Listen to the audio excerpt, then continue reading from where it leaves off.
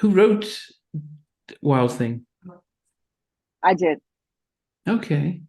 So as a 17-year-old, you just knew what you wanted to what you wanted to say and the flow. Yeah.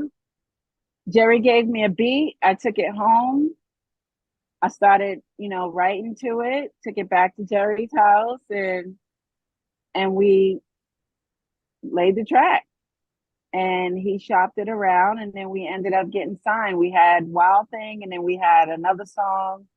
It's so funny because sometimes people will DM me with stuff and I'm like, oh shit, I forgot I did that. But like I did another song called Totally Awesome where I had my Valley Girl voice and I don't know if you remember Valley Girls from California and how they used to talk like, like say Oh like yeah, fiddly yeah, yeah, fiddly. yeah, yeah, yeah, Yeah. yeah, yeah. And so I had a song and I did it in that persona. And Wow. it's so funny because like one of my I hate to call people followers. I hate that, but like and I definitely don't feel like it's weird like to say like fans or whatever, but like on my YouTube channel, I refer to everybody as co-stars or their family, whatever. It's just Mm. weird. But one of them reached out to me. His name is Mike, and Mike is always sending me stuff that I did, and I'm like, where do y'all find this stuff at? Like interviews and pictures, and so it's like him and Sean, and there's a couple of them that they'll be like sending me stuff, and I'm like, I don't know where y'all get this shit from. I really don't. Where did y'all unbury that from? So it's weird, but yeah, I think I kind of went off on a tangent. I don't know if I answered your question. Yeah, no, but I was no, because you did explain how Jerry gave you the beat and then you wrote went Mhm. home to write towards it and then you kind of branched to mention how and you're inspired by Vanity Six and they were sort of seductive Really type of sexy, singing. Yeah, very so yes, yeah. very Um sexy. And but me that and Prince were born on the same day, right? oh wow, We okay. share the same birthday, June 7th. Okay. Yeah, I Okay. love Prince. Yes, yes, yeah. An amazing talent. The Love. You're writing lyrics to a song now. Today, hip hop artists were treated much differently because they wrote all their lyrics compared to most R&B acts back in the early 80s and 90s where they relied on songwriters to do this stuff. So, but when you're writing these lyrics, did you have any idea of, okay, well, these are mine and we're using them, but there's something called publishing and things like that. At that young age, they knew you could write and rap. Were you privileged to understand and learn those No, elements of the mm, business? no, no, no. Let me tell you, if I knew then what I know now, things would have been a whole lot different. And so no, the the music industry, I think, took advantage of so many artists, not just me. Mm, I've seen some of your podcasts and I have heard the same song over and over and over again from so many artists. They took advantage of us. I, I want to say they exploited us because they knew we had this talent, but they also knew that we were young. A mm, lot of us came from nothing.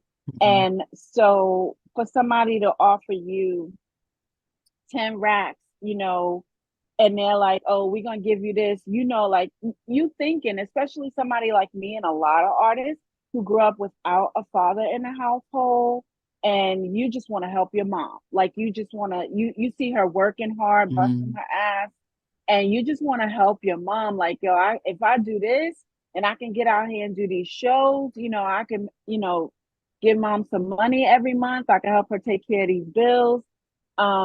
So your mindset is this is gonna help. Let me do what I gotta do. You're not thinking about 20 or 30 years from now. mm, And you're just thinking about then and that come up, you know.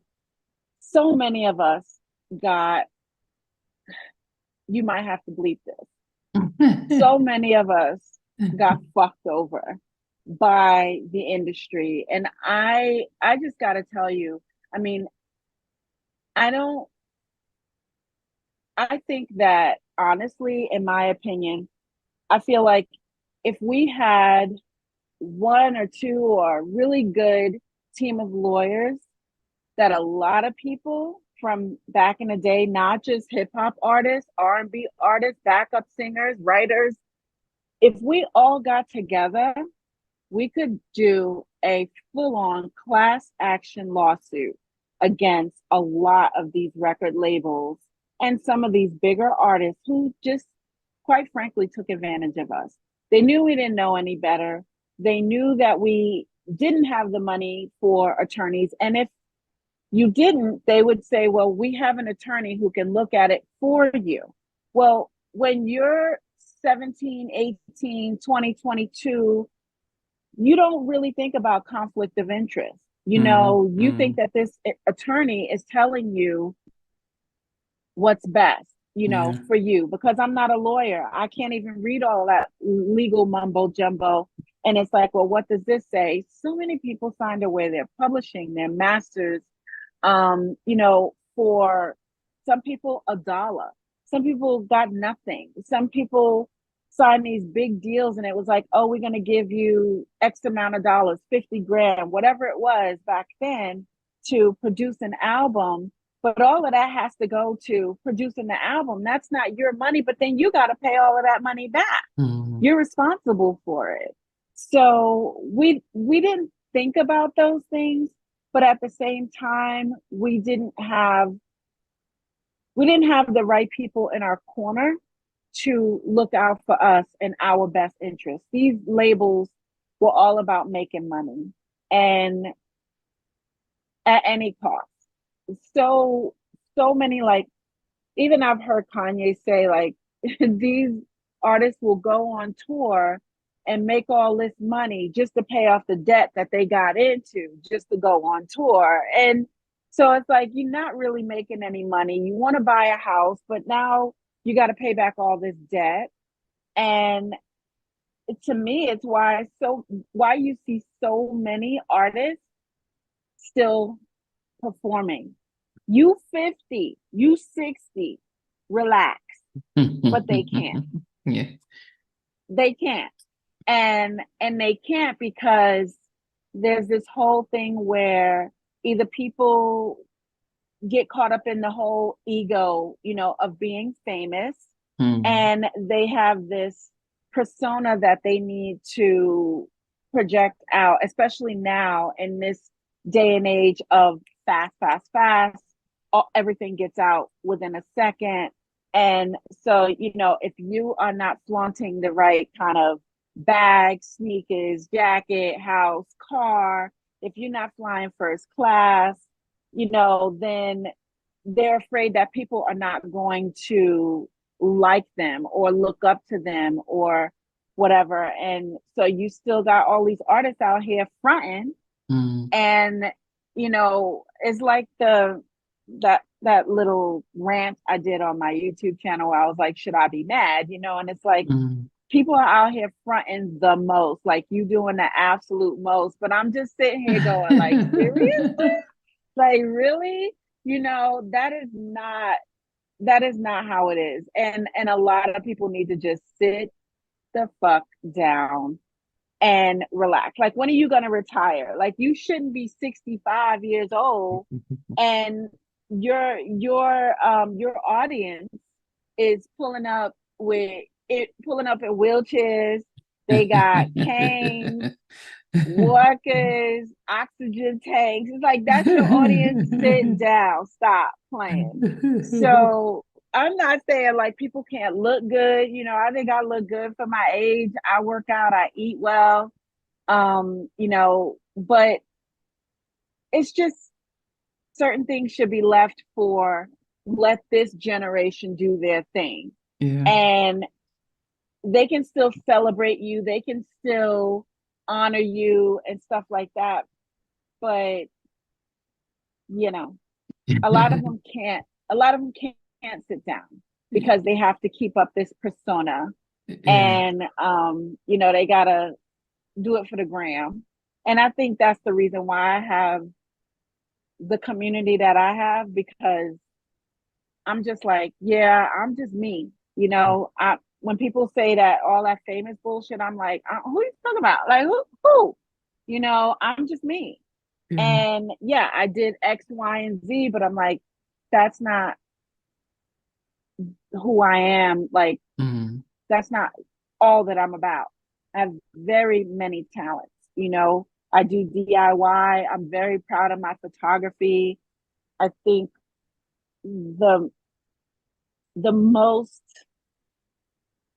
not the most, but the biggest thing that I did in my life to me was when I had my photography gallery. And that to me was bigger than, you know, going triple platinum with LL Cool J. You Mm. know, I was more like so happy when I did my photography gallery, because I did that. It was Yeah. all me. Nobody could take anything away from me. It was all my idea. So there's so many other things that I would say that I'm more proud of in my Mm. life, than just that I would want people to know me for, you know, for Yeah. being a DIYer, for being able to remodel a home, me, you know, with Yeah. my hands, Yeah. But remodel but a home. but So for, yeah. yeah, but we will come to that, and the question I wanted to Sorry, find I out. No, it's understandable. It's not easy. And as I said, after talking to over 100 different artists, I think my shock value has come down. So I think when I started, I almost fell off my chair when I think I started with Dawn, and she talked about how they got ripped off and everyone subsequently. So I've kind of been desensitized to it, but it's still painful nonetheless.